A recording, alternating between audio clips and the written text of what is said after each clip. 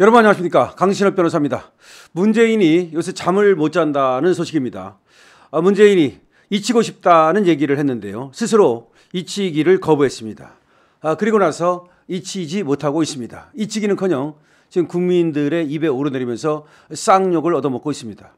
자, 문재인이 왜 이렇게 됐을까요? 문재인은 앞다르고 뒤다른 그런 놈입니다.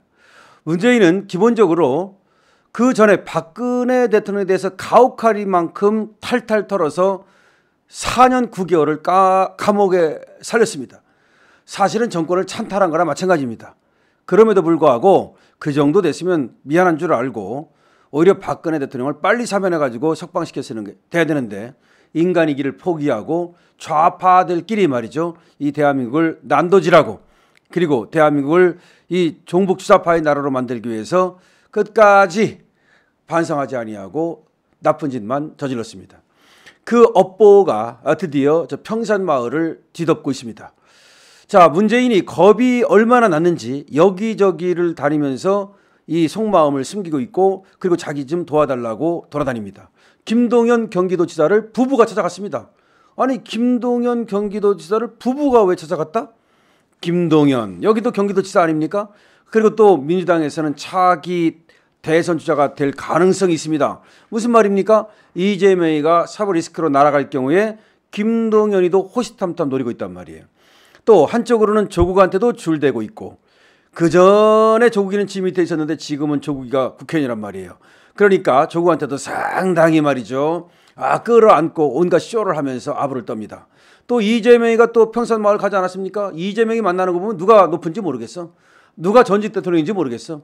이재명한테 완전히 두 무릎을 꿇는 그런 모습을 보이고 있습니다. 자, 왜 그러냐? 문재인이 지은 죄가 많기 때문입니다. 죄가 많기 때문입니다. 문재인의 죄는 일일이 열거하지 않겠습니다. 다 이제 하나하나 수사하면 말이죠, 문재인은 햇빛 보지 못합니다. 뭐 USB 그것뿐입니까? 태양광 비리, 통계청 비리, 울산시장 부정선거 비리, 부정선거도 울산시장 뿐이 아니라는 말이 있습니다. 그거 말고 말이죠, 지가 대통령 될 때부터 그 바둑이 부정선거, 경인선 가자 경인선, 그 다음에 서해공무원 비격 살해 사건, 그 다음에 강제 북송 사건, 뭐 이루 말할 수가 없죠. 그런데 이게 문재인을 잡는 딱 고리는 말이죠, 하나의 이 뇌관은 어디서 터졌느냐? 딸년한테서 터졌습니다. 문다혜, 여기가 어떻게 보면 문재인의 약한 고리죠. 그러니까 다른 거는 어떻게 정치적으로 막아보려고 했지만 문다혜는 딱 떨어진단 말이에요. 뭐 돈이 오고 갔으니까.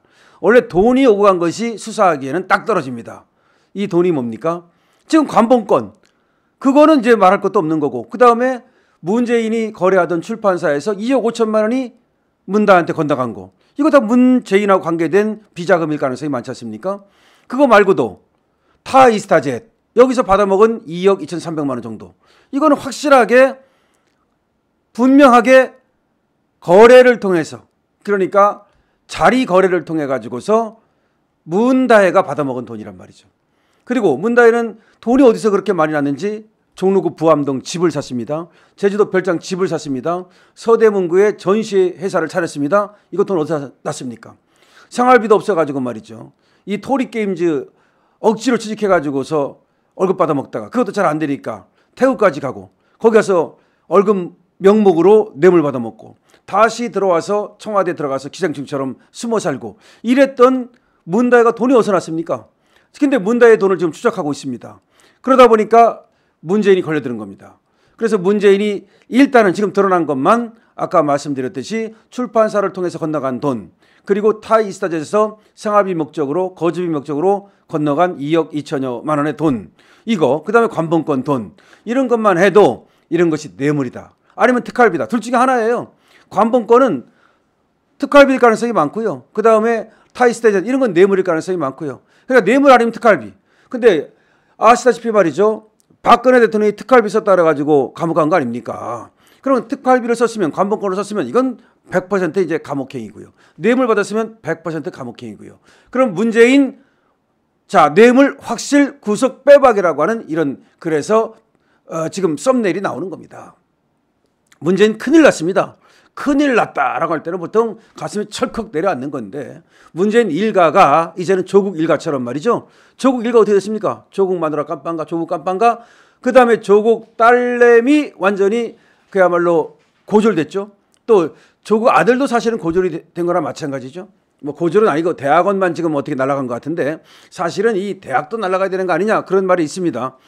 자, 그러면은 이제 문재인 일가가 드디어 국민들의 심판을 받게 되는데요. 근데 문제는 말이죠. 이 이재명 심판이 가까워지고 문재인 심판이 가까워지니까 저것들이 합쳐가지고 김건희 여사를 심판하겠다. 심지어 국회에다가 김건희 여사 심판본부라는 걸 만든답니다. 그 다음에 이번에 내석이 이탈하는 걸 보고서 조금만 밀어붙이면 되겠다. 그래갖고 바로 다시 김건희 특검법을 또 발의한답니다. 벌써 몇 번째입니까? 그런데 문제는 우리 안에서 지금 보수 언론이라는 놈들이 반역 행위를 하고 있고요. 보수라고 참칭하는 놈들이 반역 행위를 하고 있습니다. 지금 한동훈을 따르는 애들, 뭐 한동훈이가 친한계 의원들하고 밥을 먹는다는데 이 김대남 갖고 계속해서 깐족거리고 있고요. 큰일입니다. 그래서 박근혜 시즌2라는 말이 나오고 있는 겁니다.